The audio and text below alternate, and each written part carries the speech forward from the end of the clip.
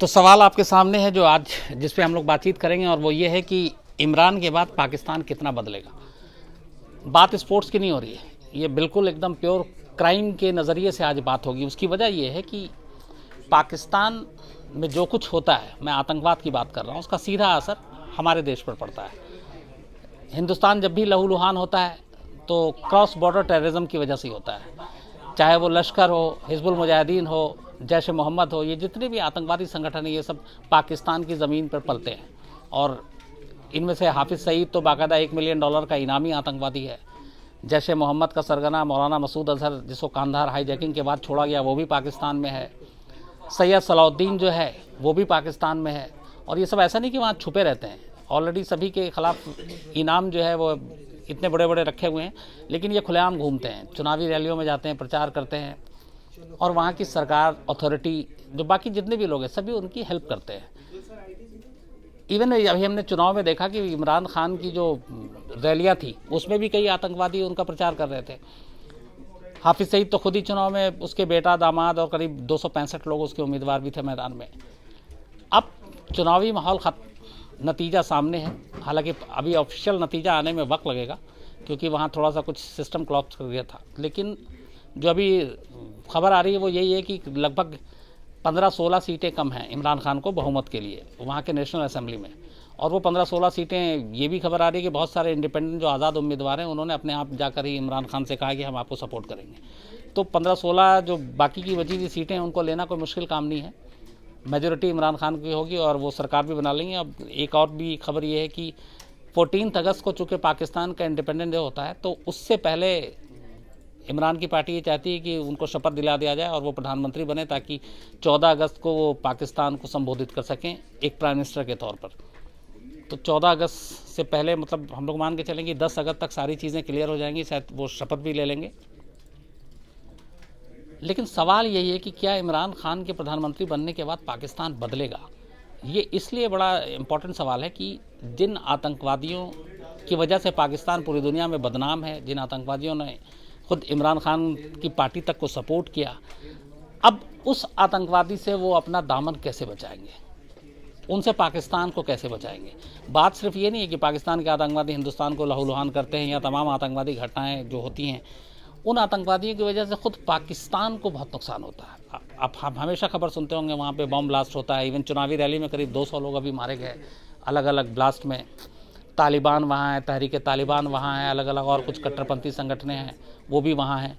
तो सिर्फ बात ये नहीं है कि वो बाहर में जाके ऐसी घटनाएं करते हैं, पाकिस्तान भी इससे छलनी और ज़ख्मी है। अब अगर इमरान को पाकिस्तान को बदलना है तो इन चीज़ों को बदलना पड़ेगा, और जो उनका पहला सबसे बड़ा काम है वो ये है कि आपको न सिर्फ अपने घर को साफ़ करना है, बल्कि जो आपके तमाम पड़ोसी मुल्क हैं उनको ये यकीन दिलाना है कि अब कम से कम हमारी ज़मीन का इस्तेमाल इस तरह की चीज़ों के लिए नहीं होगा। यहाँ पे कोई आतंकवादी नहीं पलेगा, ना यहाँ से कोई आतंकवादी साजिश रची जाएगी। लेकिन क्या ये काम इतना आसान है? ये सवाल इसलिए क्योंकि वहाँ की जो अथॉरिटी है, चाहे वो पाकिस्तानी सेना हो, पाकिस्तानी खुफिया एजेंसी ISI हो, उन सभी का सपोर्ट हासिल है इन संगठनों को आतंकवादी। उसकी वजह ये है कि वो उसको सीधे कश्मीर से जोड़ देते हैं। कश्मीर में जो कुछ होता है वो इन आतंकवादी संगठनों के ज़रिए होता है।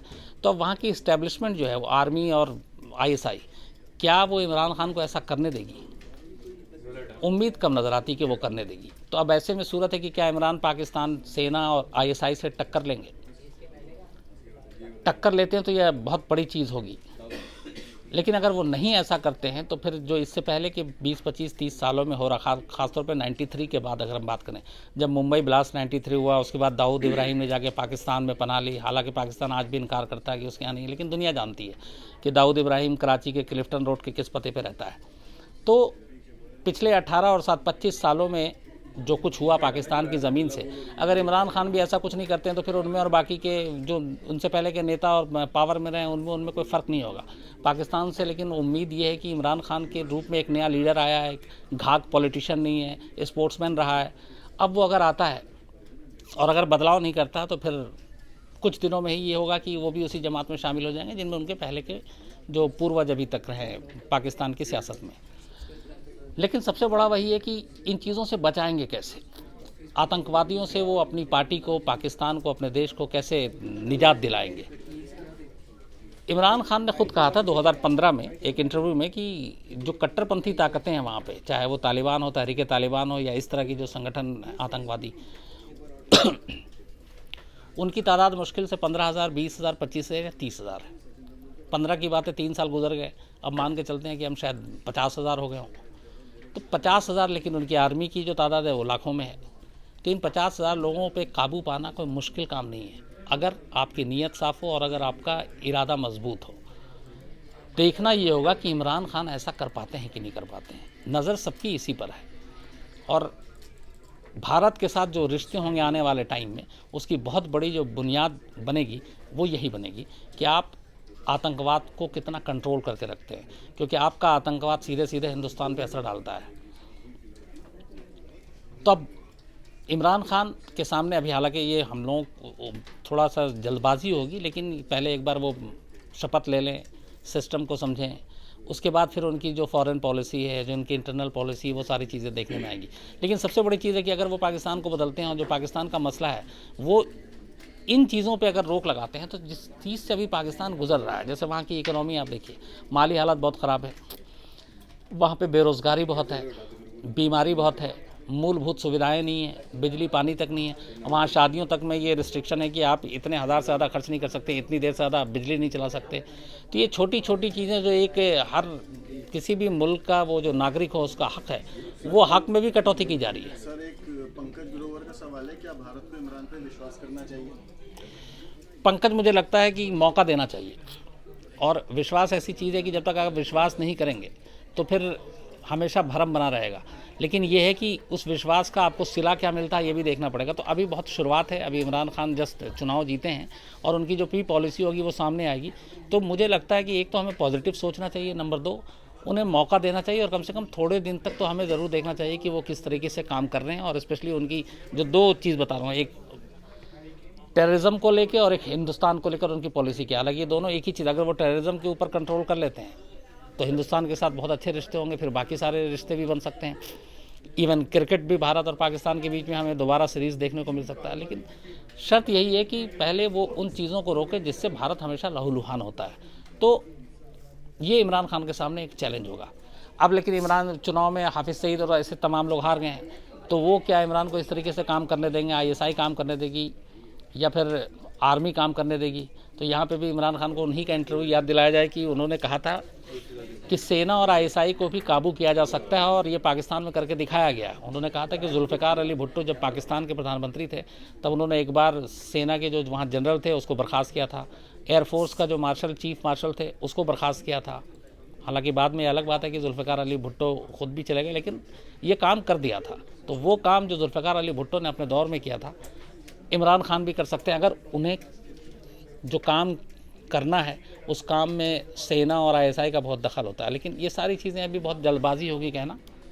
फ़िलहाल देखना यही है कि इमरान खान आने वाले वक्त में किस तरीके से बाकी नेताओं से अलग होते हैं। जो फील्ड में उनका एक पहचान है क्रिकेट की दुनिया में कि एक जुझारू, एक कैप्टन, एक शानदार कैप्टन, एक थिंकर, पॉलिटिक्स के मैदान पे वो कैसे अपने आप को ढालते हैं, ये एक बड़ा सवाल होगा।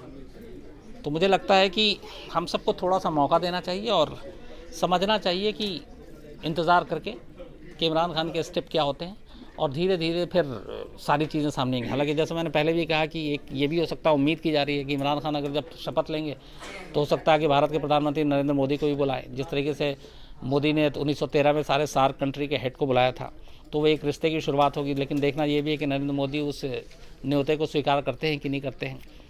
लेकिन इसी तरीके से रिश्ते बनते हैं, और इमरान खान को लेकर उम्मीद इसलिए ज़्यादा है क्योंकि वो एक घाक पॉलिटिशियन के तौर पर नहीं जाने जाते। हालांकि ये भी है कि अभी चुनावी प्रचार के दौरान उन्होंने कश्मीर का मुद्दा बहुत मिश्रा जी बोल रहे हैं कि सर आपने कहा था कि आप अपनी किडनैपिंग की स्टोरीज बताएंगे, तो बता दीजिए कब बताएंगे आप? विद्या, बहुत मैंने कहा है कि आप लोगों को बताऊँगा ऐसी सारी क्राइम की खबरें जो आप लोगों ने TV अखबारों में देखी या पढ़ी है, लेकिन उसके पीछे की पूरी कहानी क्या है, चाहे वो किडनैपिंग का मामला हो या टेररिज्म का मामला हो, और भी ऐसे जैसे बड़े जो हीनियस क्राइम हैं, अनसॉल्व्ड केसेस हैं, बहुत सारे ऐसे मर्डर हैं जिसने देश में लोगों को चौंकाया, वो सारी चीज़ें। ये थोड़ा सा हम लोग कई चीज़ों में एक तो बिजी हैं, एक तो क्राइम तक के अलावा और भी, जैसे वारदात डेली का शो होता है अभी मुझे आपसे ये बात करके सीधे वापस जाना है, 11 बजे वारदात भी करना है।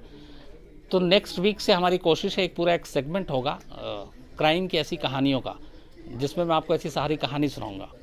तो उसके लिए बस थोड़ा सा इंतज़ार कीजिए, जल्दी हम शुरू कर रहे हैं और आप लोगों को पहले से बता देंगे अपना। हाँ, लेकिन आप वो जो लोग जो क्राइम तक से हैं, अभी तक जुड़े हुए हैं, अगर उन्होंने जो आइकन है बेल का, उसको ज़रूर प्रेस कीजिएगा, ताकि हम लोग का जो नोटिफिकेशन हो कि हम क्या क्या करने वाले हैं, क्या दिखाने वाले हैं। आने वाले वक्त में बहुत सारे ऐसे नए शोज़ होंगे, बहुत सारी नई चीज़ें होंगी, तो आपको वक्त से पहले पता चल जाएगा। तो इसलिए एक तो क्राइम तक सब्सक्राइब करें, ऊपर से बेल आइकन जो है वो ज़रूर प्रेस करें, ताकि आपको नोटिफिकेशन मिलता रहे। और एक हमारा और है न्यूज़मो इंग्लिश में, न्यूज़मो ऑफिशियल।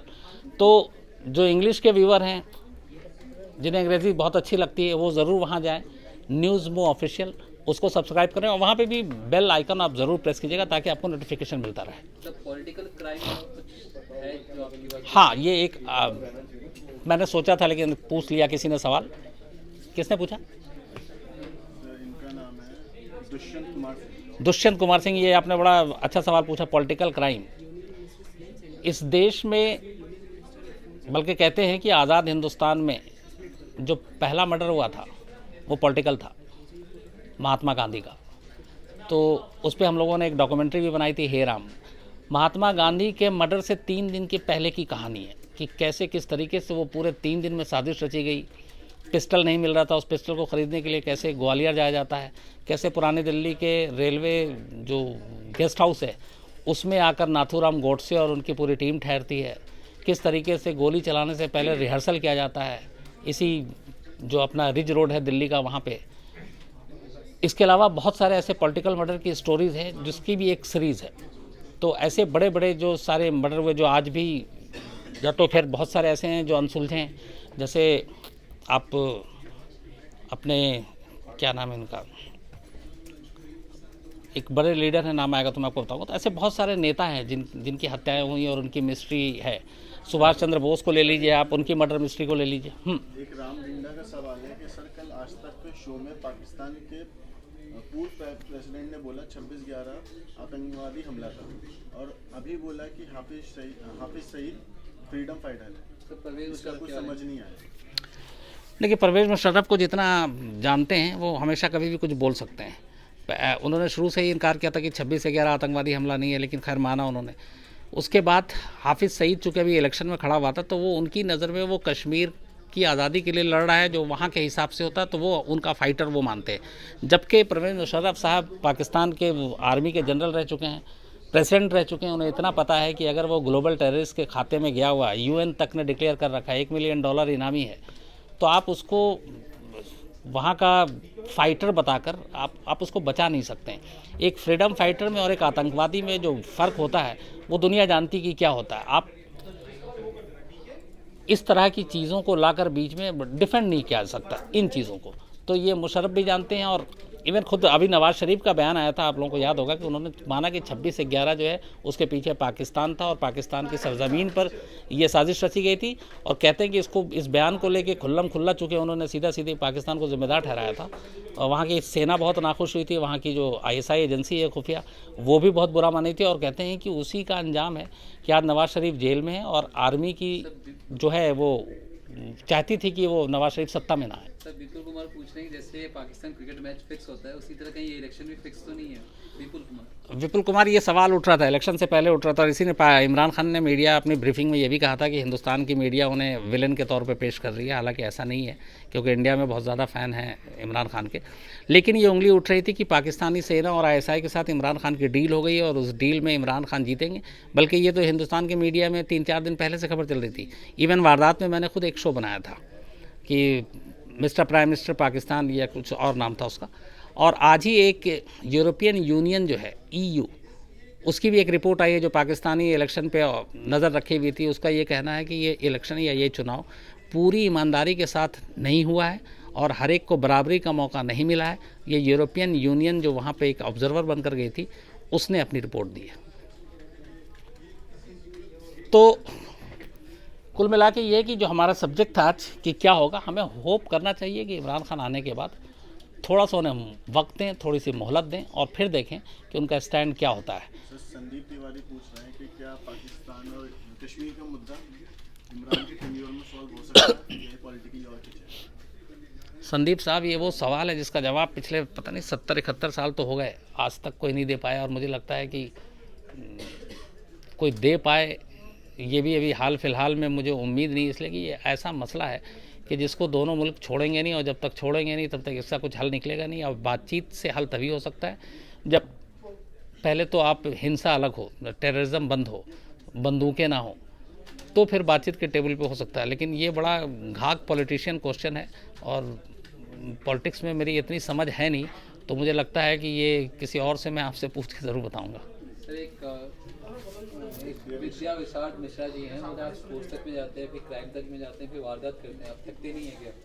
देर रात तक काम करते हैं तो आप थकते नहीं। मिश्रा जी, एक तो धन्यवाद, आपने कम से कम हमारा ख्याल रखा, आपको एहसास हुआ।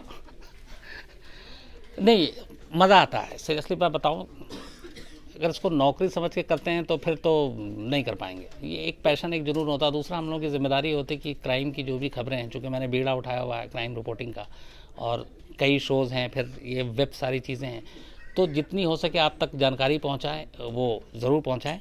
और ये ऐसा कई बार होता है कि हम लोगों को महीने महीने मतलब वीकली ऑफ, ये कहने को हम लोगों के यहाँ 2 वीकली ऑफ होता है, लेकिन क्रिमिनल जो है वो उनकी मेहरबानी पे जीते हैं कि अगर वो सुकून से रहें, खामोश बैठे रहें, तो हमारी भी छुट्टी हो जाती है, और नहीं तो फिर संडे को भी दफ्तर आना पड़ता है। एक अर्जुन पूछ रहे हैं कि क्या इमरान और मोदी में दोस्ती हो पाएगी? अर्जुन जोड़ी में।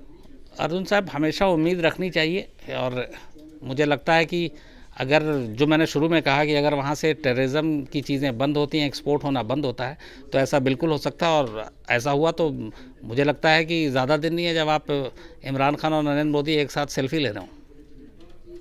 सर एक सवाल है, क्या इमरान खान भारत को हाफिज सईद देने में मदद करेंगे? ये उसी सवाल का पार्ट 2 है। जिस दिन इमरान खान पाकिस्तान से टेररिज्म की दुकान बंद कर देंगे, तो जाहिर सी बात है कि जब दुकान बंद होगी तो ऐसे लोग जो दुकान में, शोरूम में रखे हुए हैं, उनका क्या होगा। तो एक तो उसके ऊपर तो हालांकि दावा कई लोग हैं, लेकिन हिंदुस्तान में मोस्ट वांटेड है चूँकि, और 26/11 का सबसे बड़ा मास्टरमाइंड है, तो हमें उसको सौंपना चाहिए पाकिस्तान को, हिंदुस्तान को। और मुझे लगता है कि न सिर्फ हाफिज़ सईद, बल्कि मैं तो कह रहा हूँ एक बहुत बड़ा नाम दाऊद इब्राहिम है, तो दाऊद इब्राहिम को भी अगर इमरान खान सौंप देते हैं तो इससे बड़ा और क्या होगा। ये तो रिश्ते और अच्छे होंगे, और दोनों मुल्क के लिए अच्छा भी है कि कम से कम सुख शांति बनी रहेगी। सर एक दर्शक ये पूछ रहे कि आपने आज तक कब ज्वाइन किया था, और आपकी स्पोर्ट्स की नॉलेज इतनी बेहतर कैसे है? सर इसके साथ एक सवाल आर्यन का है कि क्या इंडिया पाकिस्तान क्रिकेट खेलेंगे, बाकी गेम्स तो खेलते हैं? आर्यन से पहले कौन थे? सर इनसे पहले थे संपूर्ण रामायण और आर्यन, दोनों के सवाल मैंने सुने। आपको बताता हूँ, एक तो भारत पाकिस्तान के रिश्ते अच्छे होंगे तो क्रिकेट सीरीज ज़रूर होगा, लेकिन ये कि एक तरफ बंदूक चले और दूसरी तरफ बॉलर फेंके, ये एक साथ नहीं हो सकता। तो या तो बंदूक हटेगा या फिर बॉल। तो लेकिन हमें उम्मीद करनी चाहिए कि इमरान खान खुद क्रिकेटर रहे हैं, तो शायद इंडिया पाकिस्तान के बीच में सीरीज शुरू हो जाए।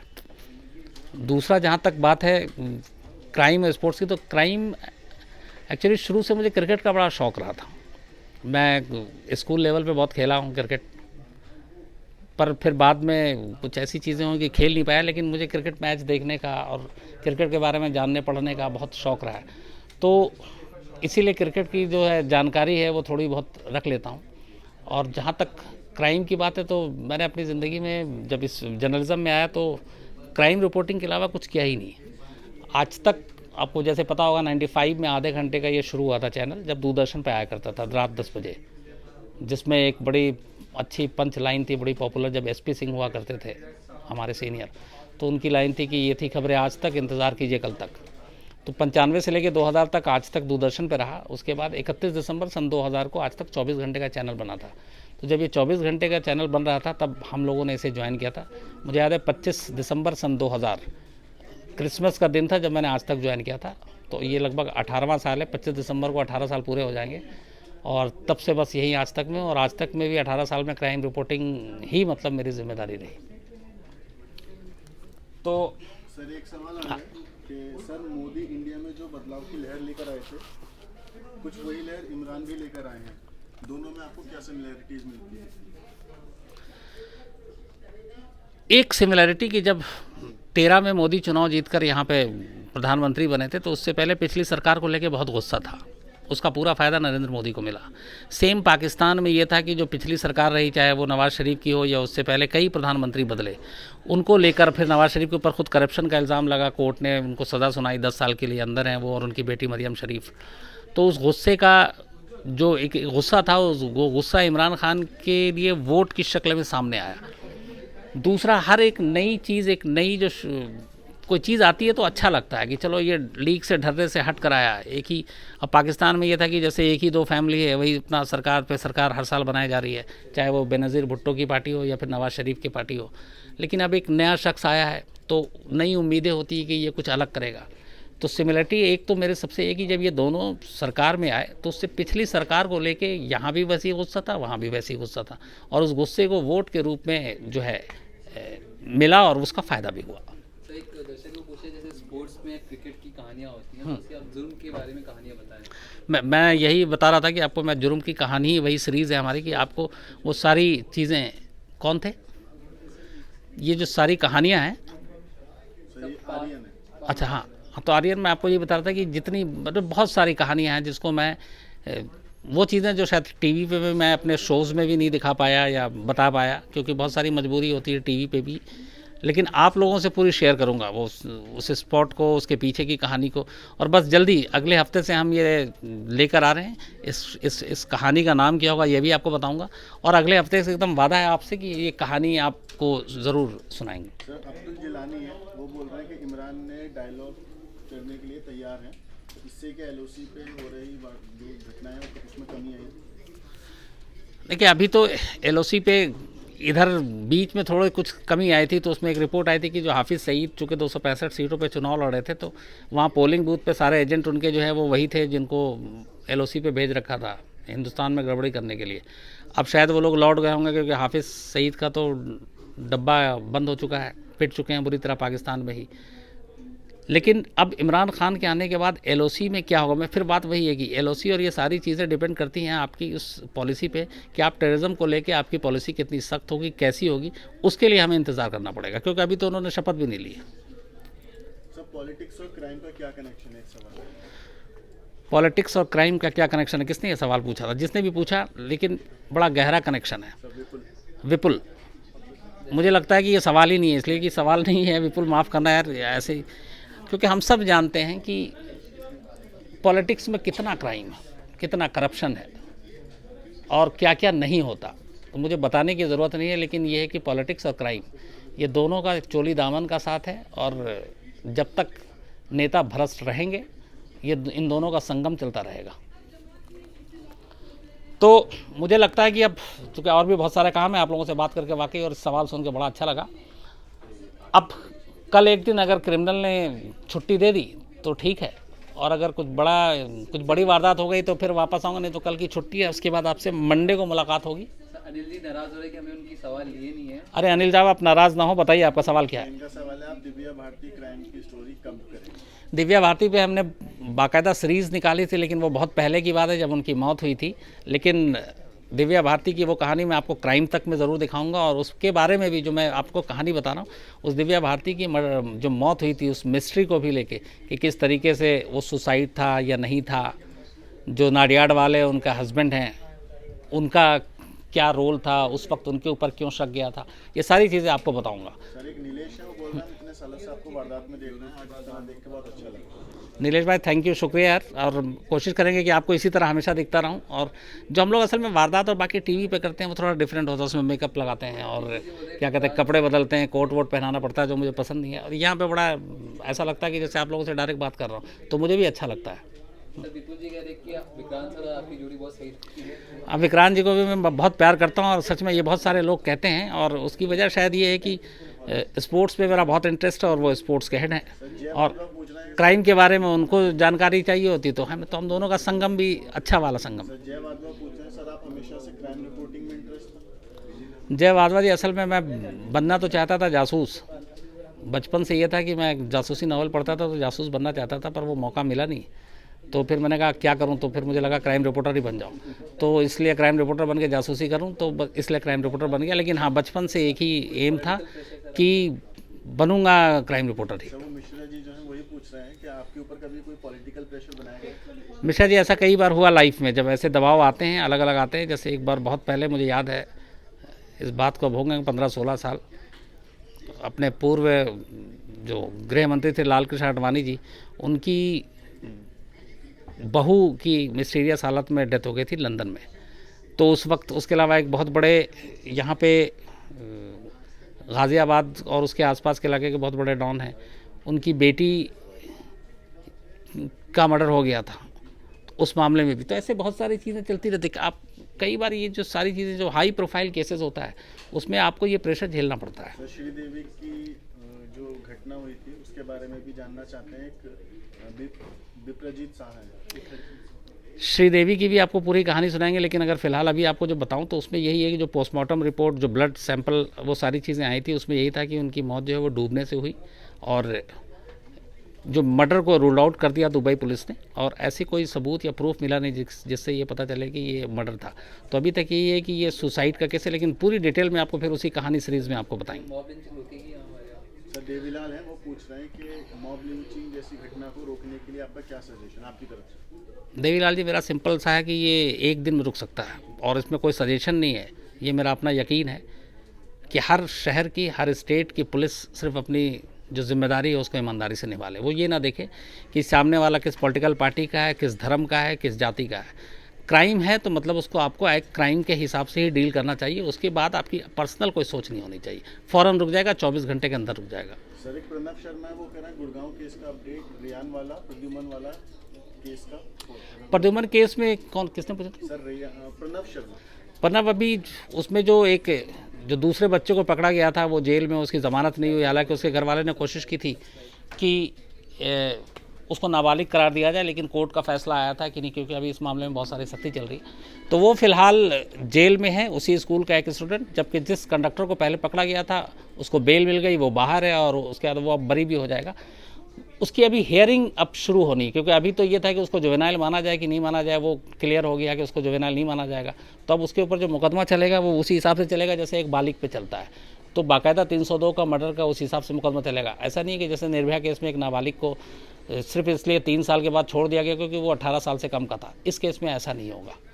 अभिषेक दुबे जी बोले कि आपकी चैनल 1 महीने में 1 मिलियन हो जाएगी। अरे अभिषेक साहब, बस ऐसी आप लोगों की दुआएं, और हाँ, क्राइम तक का आप लोग सब्सक्राइब करते रहें, बेल आइकन को ज़रूर प्रेस करें ताकि नोटिफिकेशन मिलता रहे, और अपना प्यार इसी तरह से देते रहें। आपके सवाल सुन के अच्छा लगता है, और हम आपसे हमेशा बातें करते रहेंगे। कल संडे का दिन, आप लोग भी छुट्टी कीजिए, मैं भी छुट्टी करूँगा। मंडे से आपसे फिर मुलाकात होगी। Thank you very much.